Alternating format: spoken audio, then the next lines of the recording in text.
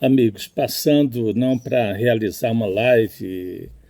com a densidade de tantas que têm sido colocadas através das redes sociais, mas para fazer um registro que me parece importante nesse momento. Morreu ontem o Rui Fausto, que é indubitavelmente um dos maiores teóricos do marxismo que nós tivemos. E a sua morte não fosse a coincidência de ocorrer num momento em que estamos todos de quarentena, é evidente que teria merecido uma manifestação mais expressiva por tudo que ele representou para o pensamento de esquerda no Brasil.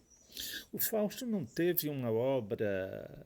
do ponto de vista volumétrico, muito significativa, mas alguns dos seus livros eu reputo absolutamente indispensáveis para quem queira minimamente conhecer a teoria marxista. Eu destacaria entre esses livros o Marx, Lógica e Política, que é um livro de 2002, se não me engano, em que o apanhado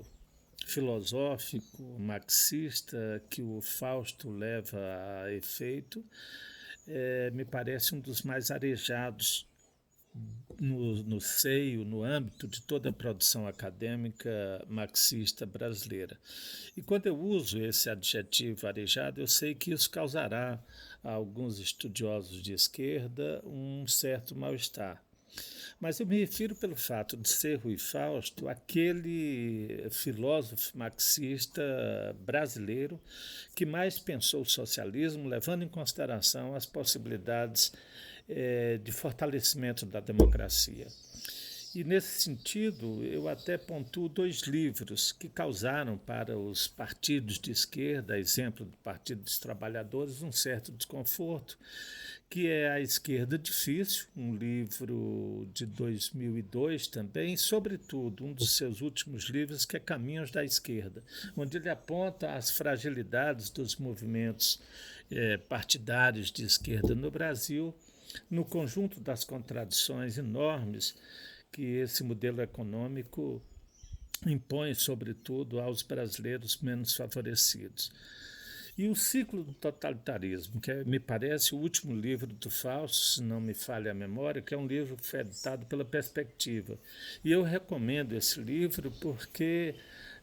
aqui eu faço um outro destaque na perspectiva da produção acadêmica do Rui Fausto. Ele tem um domínio de linguagem que o diferencia em relação aos estudiosos marxistas brasileiros, via de regra. Ele está numa linha mais ou menos do Arthur Gianotti, faz parte de uma linha de pensadores da USP que produz uma literatura teórico marxista profundamente densa, mas trabalhada com recursos de linguagem, com a ferramenta de linguagem leve ao ponto.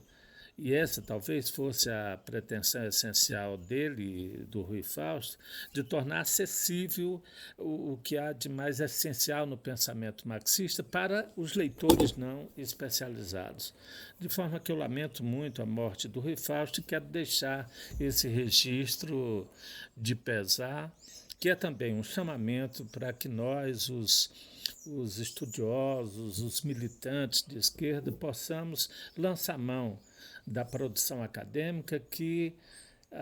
abre fachos de luz sobre alguns aspectos sombrios do pensamento marxista e das perspectivas, das alternativas de ação diante dessa sociedade marcada por tantas contradições, e agora particularmente onde está rediviva está redivivo o autoritarismo, que nós encontremos nessa produção acadêmica os elementos que nortearão as nossas ações, as ações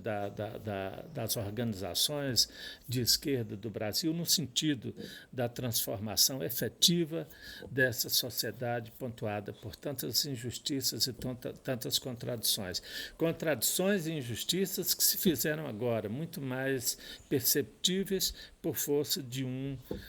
vírus como a Covid-19. Então faço esse registro com muito pesar, lamentando muito a perda desse grande intelectual, mas me valendo desse instante para fazer um chamamento, que voltemos a estudar o pensamento marxista na perspectiva de produções absolutamente arejadas, e aqui eu volto a usar o adjetivo, quanto à produção acadêmica desse grande brasileiro que nos deixou.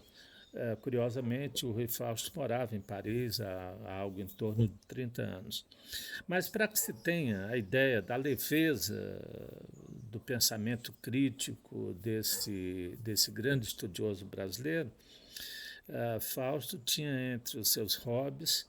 além da literatura, a música, e era um pianista exímio. Curiosamente, o seu corpo foi encontrado sem vida, debruçado sobre o piano, onde possivelmente executava as músicas que desencadeiam na subjetividade de cada homem a esperança de um mundo melhor. Boa tarde.